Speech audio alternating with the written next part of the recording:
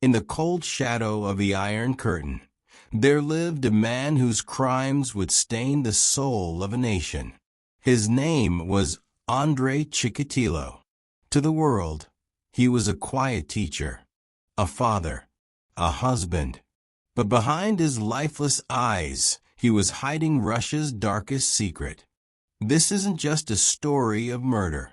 This is a story of silence, of a system that chose image over justice, and the lives lost in between. Crime Vault presents Andrei Chikatilo, Russia's blood-soaked secret. It began with a missing girl. 9-year-old Yelena Zakotnova was last seen walking home from school. She never made it. Days later, a fisherman made a horrific discovery. Her body, mutilated, abandoned by a riverbank. She had been stabbed over 30 times. Her eyes gouged out. The brutality stunned even hardened Soviet police. But instead of hunting a killer, they arrested a local man with a known mental illness. He was forced to confess and later executed. But the killings didn't stop, because the real killer was still out there, and he was just getting started. Andrei Chikatilo was soft-spoken. He wore thick glasses, kept to himself.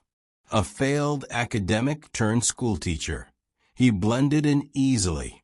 But behind closed doors, he was unraveling. Years earlier, he had learned a secret about himself. He couldn't perform sexually unless violence was involved. His marriage was hollow. His frustrations grew. And so he turned to prey who couldn't fight back. Children, runaways, outcasts. He'd lure them from train stations with candy, promises of safety, then take them to the forest, where the trees bore witness to screams no one ever heard. He found power in paying, and his signature was unmistakable. Dozens of stab wounds, eyes gouged out, bodies left where no one would look, and yet no one suspected him. Why?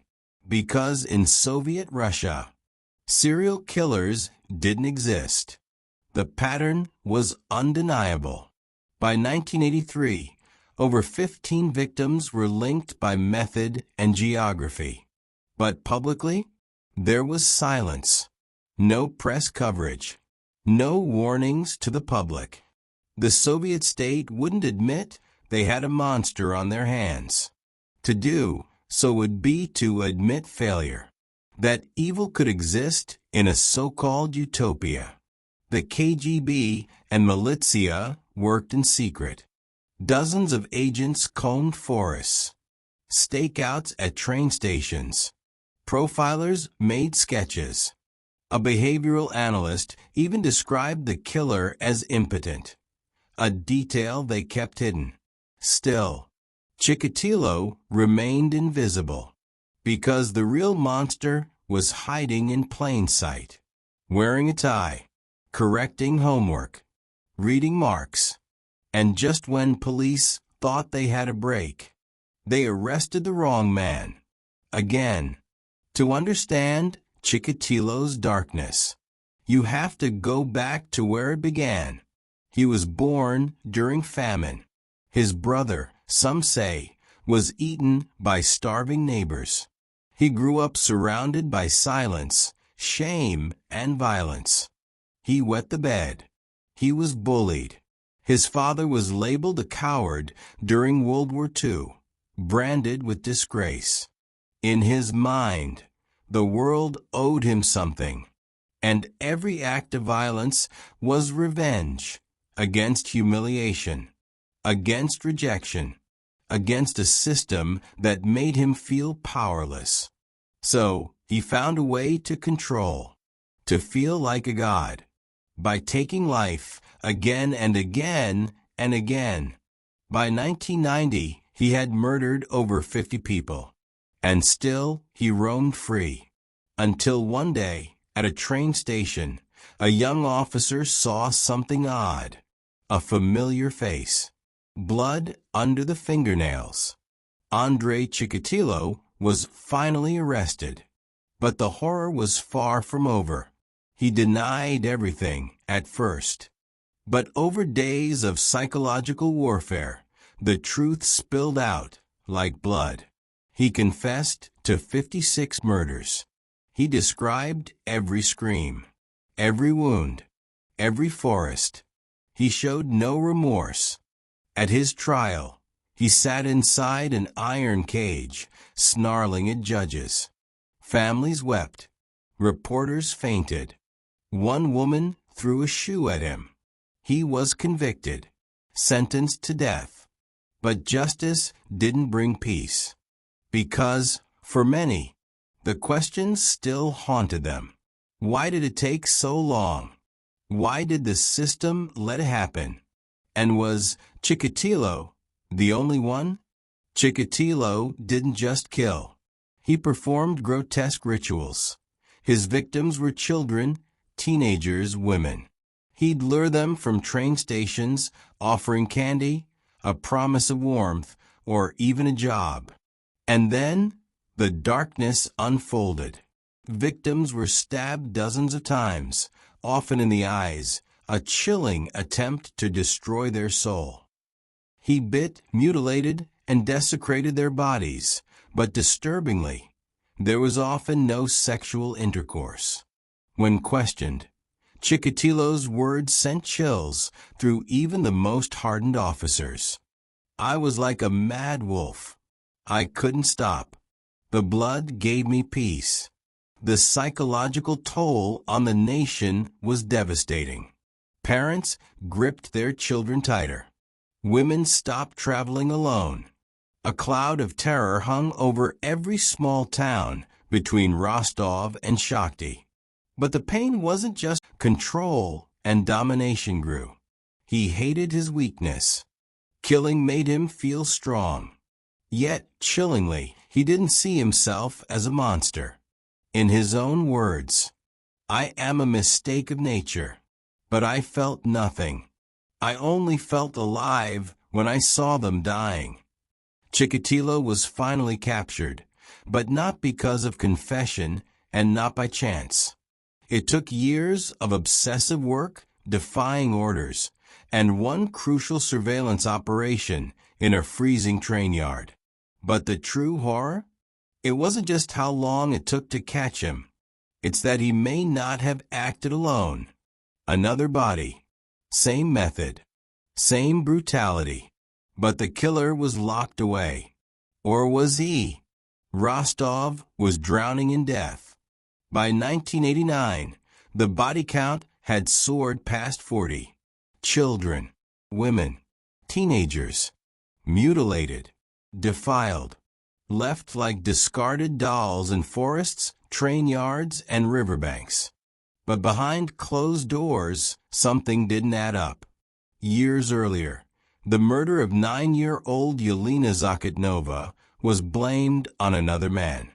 Not Chikatilo, but Kravchenko, a local with a criminal record.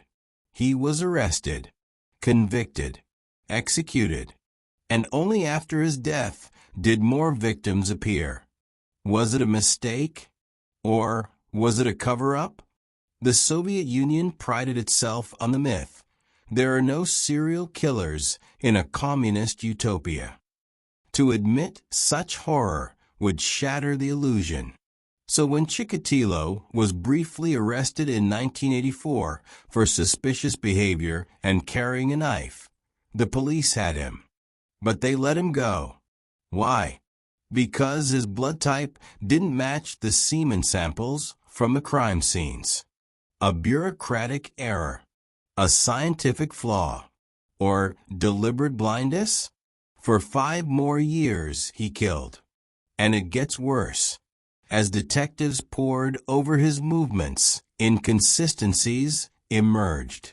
Some victims were found hundreds of miles apart, killed within hours of each other. Witnesses recalled seeing 2 men. Not one. Was Chikatilo operating with help?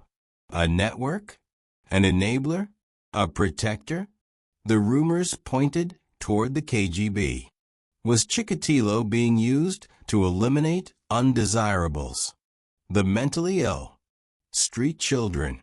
Prostitutes? His pattern was too focused, too surgical. Or was it paranoia speaking in a nation drowning in distrust? Chikatilo's methods weren't just brutal. They were ritualistic. He stabbed, bit, disemboweled. He claimed to hear voices, to be driven by impotence, rage, humiliation. But his interviews revealed something else. Was this delusion or a confession? A lonely man seeking control, or a puppet carrying out orders darker than we dare imagine? In 1990, he was finally caught, confessed to over 50 murders, convicted, executed in 1994. But Russia never truly looked back. Was Chikatilo the entire story, or just the face of something far more horrifying? The case was closed, but the shadows remain open. 13 years after Chikatilo's death, a body appears in Rostov. Same wounds, same MO. Copycat? Coincidence? Or something else entirely? In 1994, Andrei Chikatilo was executed by a single gunshot to the head. The monster was dead. But what if his story didn't end there? What if, buried deep within the chaos of collapsing Soviet rule, others were watching, taking notes, waiting? What if Chikatilo's legacy didn't die, but evolved? This is not the end. This is the contamination. Barely a year after Chikatilo's execution, a chillingly familiar pattern emerged. In Rostov and beyond, young victims began to disappear again. Police were stunned. Was there a mistake? Had the wrong man been executed? No. This was someone new. Alexander Pichushkin, dubbed the chessboard killer, would later admit, "I wanted to surpass Chikatilo." It wasn't admiration. It was obsession. The 1990s in Russia were chaos, economic collapse, mafia wars, political confusion. In the shadows, the systems that once failed to stop Chikatilo were now too broken to even look. Internal memos, never made public, revealed that dozens of murder cases during this time were eerily similar to Chikatilo's MO victims. Young, vulnerable, stabbed brutally, mutilated. And the twist? In some cases, the killers were former officers. In a dusty government archive outside Rostov, a forgotten file was discovered in 2003. Inside, a list of names scribbled in Cyrillic. All men, all investigators, all connected to the original Chikatilo task force. Why? Because someone had started asking too many questions, and someone else was silencing them. One officer, under condition of anonymity, claimed, "We uncovered a circle, a network that admired Chikatilo. Some were students. Others were far worse." Was it a cult? Or a cover-up? Chikatilo had done more than kill. He had infected the psyche of a generation, where trauma met twisted curiosity. Prison psychiatrists reported a surge in inmates referencing him.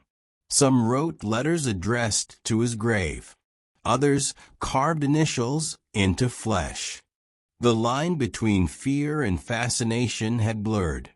And in 2006, a young man named Victor M., arrested for murder, confessed, "I dreamed he was talking to me, guiding me." The monster had died, but the myth had taken its place. Authorities, desperate to preserve the illusion of control, suppressed the files. Officially, these murders were unrelated. Unofficially, they were quietly buried. In 2015, a retired officer attempted to publish a memoir. It vanished before release. The publisher received threats. The manuscript? Gone. But he left one page behind. A chilling line. The beast's body was buried, but the soul was passed on. Andrei Chikatilo may have been executed, but his story lives on, twisted, fragmented, whispered in the dark corners of a country that never truly healed. What did the state hide?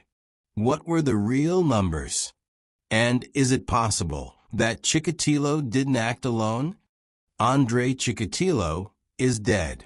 Shot in the back of the head in 1994. No final words, no remorse.